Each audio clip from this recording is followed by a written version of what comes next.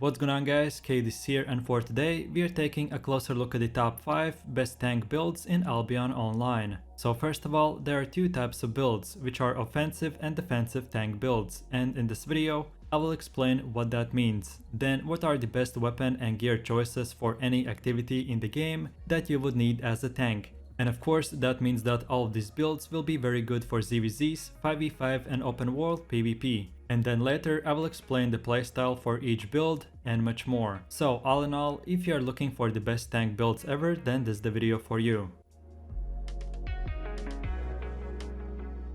Then taking a closer look at the first one, which is the Grillseeker defensive tank build. So for the weapon of choice we go with the Grillseeker, and for the abilities you pick the second Q, 5th W and first passive. Then moving over to the helmet, which is the assassin's hood, and you choose the third ability and first passive. Then for the chest piece you go with the Judicator's armor and choose the third ability and first passive.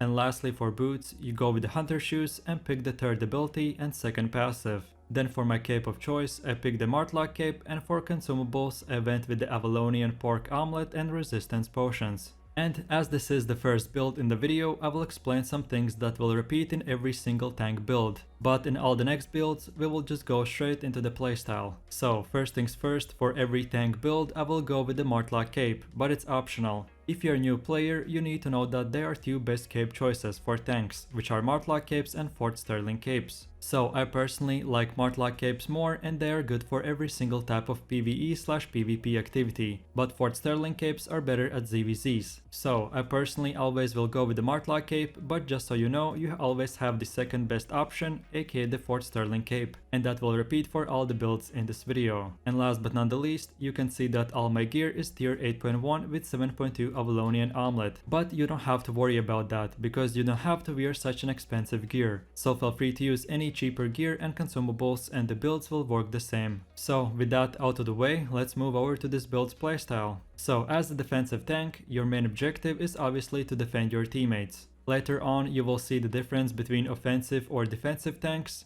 but besides the point, you have 3 weapon abilities. So your Q ability does a simple dash roll, where your character dashes and if he hits enemies they will get knocked back. And then your W hits all enemies in a cone in front of you, so they basically get stunned for a second. And then lastly we have the E ability, which will slam your staff on the ground and root all the enemies standing in it. So there isn't a one single spell combo that you should do, because as a defensive tank build you have to look for enemy attacks and with these 3 spells interrupt them. So what I usually like to do is keep on poking my enemies with the Q and W, and whenever I see a big attack incoming I use my E ability once. And if it's not enough, I'll use it right afterwards, the E twice. Because after using the first E, you have 3-second period which you can use it again, but it will double the cooldown. And then you have 3 more abilities. If you have played tank, you know that you want to run away or run towards the fights using the boots, aka the F ability. And lastly, to protect your teammates, use the R ability, which will create a force shield, and all allies standing in that shield will get very high damage resistance. And lastly, after you have used the E ability, don't forget to activate the D ability, which will do a small spell casting, and while that is happening your cooldowns will come back faster. So in conclusion, if you are in a ZVZ with this build, then stay in your backline and protect your teammates. But if you are in a normal open world or 5v5 scenario, then of course be in your teammates' front line and engage the fights with the F ability and use the E or W abilities to annoy the enemies and interrupt their spells. Then taking a closer look at the second build, which is the one and only Camlann offensive tank build. So for the weapon of choice we go with the Camlann mace, and for the abilities we pick the third Q, second W and first passive. Then for the head armor, you go with the knight's helmet and pick the third ability and first passive. Then for the chest piece, you choose the demon armor and go with the third ability and first passive.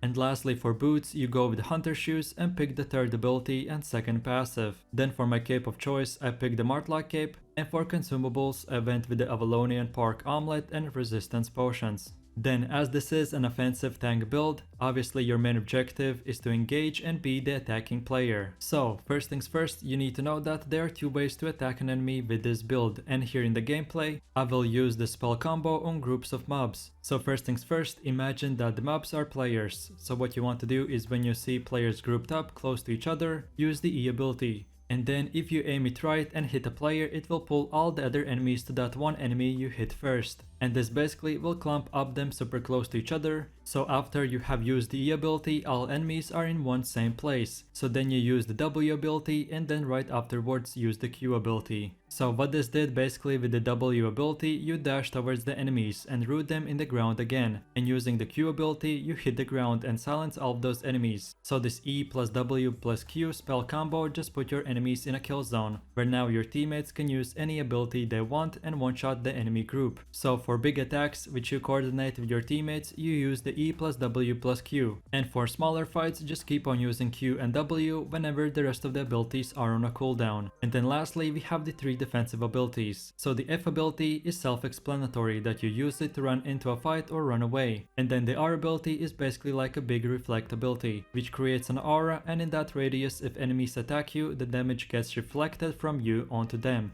And then finally we have the D ability, aka the helmet, which by activating you become immune to stuns, slowness abilities and things like that. So when you feel big damage is about to hit you, use the R and D ability. And in conclusion, this is a very powerful ZVZ and just in general open world PvP build. And if you want to use the best of the best builds, then here it is.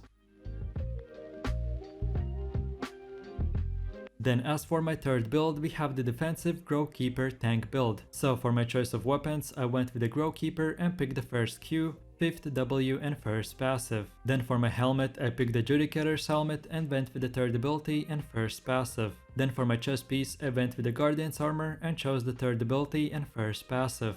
And lastly for boots, you go with the Hunter shoes and pick the third ability and second passive. Then for my cape of choice, I picked the Martlock cape, and for consumables, I went with the Avalonian pork omelet and resistance potions. And then as for the playstyle, as before I explained the objective of a defensive tank, so your main objective with this build is to slow enemies and defend your team. So first of all, every single time you hit an enemy with a Q, he will get slowed for 30%. And then when you activate the W ability, it will create a big circle in which if enemies step in, will get slowed for 90%. So basically, if you drop this W in a choke point, something like this, then enemies won't be able to move from one side to another. And then lastly, we have the D ability, which can be used as an offensive or defensive ability. So your E is a dash, which if you hit enemies in a range will stun them. And as for this build, you want to keep on using your Qs whenever you can, and as soon as you see your enemies grouping up and trying to attack you in front of your teammates, use the W ability and then dash towards them with the E ability.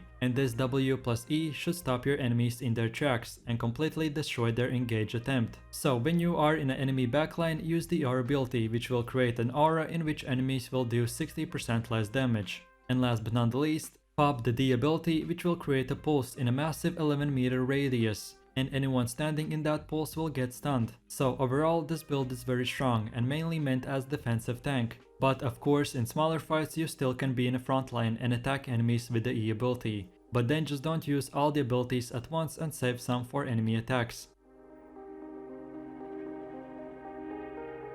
Then as for one of my last builds, we have the offensive soulscythe tank build. So my weapon of choice is the soulscythe, and you go with the second Q, 5th W and first passive. Then for the headgear you pick the Judicator's helmet and go with the third ability and first passive. Then for the chest piece you get the Judicator's armor and go with the third ability and first passive. And lastly for boots you go with the Hunter shoes and pick the third ability and second passive. Then for my cape of choice I picked the Martlock cape, and for consumables I went with the Avalonian pork omelet and resistance potions. And then as for the weapons playstyle, we have basically a one ability which this build is built around, and it is the E ability. So as an offensive tank you want to attack and engage your enemies. So your goal is to use the boots, aka the F ability, and with that speed close the distance between you and the enemy. And then aim the E ability where players are grouped up and use it. And this basically will create a storm which if he hits, any player standing in it will get thrown in the air and slowed for 80%. So then afterwards, like any other tank build, you want to keep on using your Q and W ability, which will keep on stunning players and cancelling their spells, but just in a lot smaller range and duration.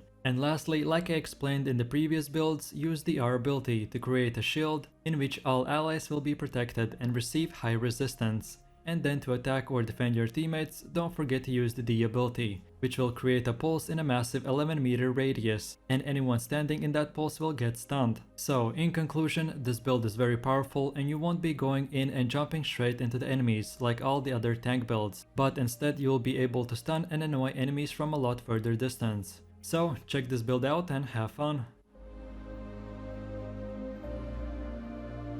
Then for my fifth and final build, we have the one-hand mace tank build. So I gave you 2 offensive and 2 defensive tank builds, and this last one is just all around a good build for both playstyles. So then for my weapon I picked the one-hand mace, and for my abilities I choose the third Q, second W and first passive. And for my offhand, I picked the Leering Cane. Then for my choice of headgear, I went with the Soldier's Helmet and picked the third ability and first passive. Then for my chest gear, I went with the Guardian's Armor and picked the third ability and first passive. And lastly for boots, you go with the Hunter Shoes and pick the third ability and second passive. Then for my cape of choice, I picked the Martlight Cape, and for consumables, I went with the Avalonian Pork Omelet and Resistance Potions. And then as for the playstyle, it is very simple, that there are no stacks or no big small engages that you need to worry about. You just simply decide on when you want to attack and then use the F ability to close the distance between you and the enemy. And then use the W ability, which will dash towards your target, and if it lands and hits players, all of them will be stunned. And then you want to dash to them again, so if you are already on a stunned enemies, wait a second or two, and dash again, just this time using the E ability. And lastly, use the Q ability to silence all of those stunned targets. And then as you are already in an enemy backline, use the R ability, which will create a red circle, in which enemies will do 60% less damage. To lastly protect yourself, use the D ability, aka the helmet, which will block any incoming attacks. So for this build, I chose to attack at the start with the W instead of E, because they basically do the same thing, just one has twice as much cooldown as the other one, and using the spell combo, which is W plus E plus Q, will stun and silence enemies for a very long time.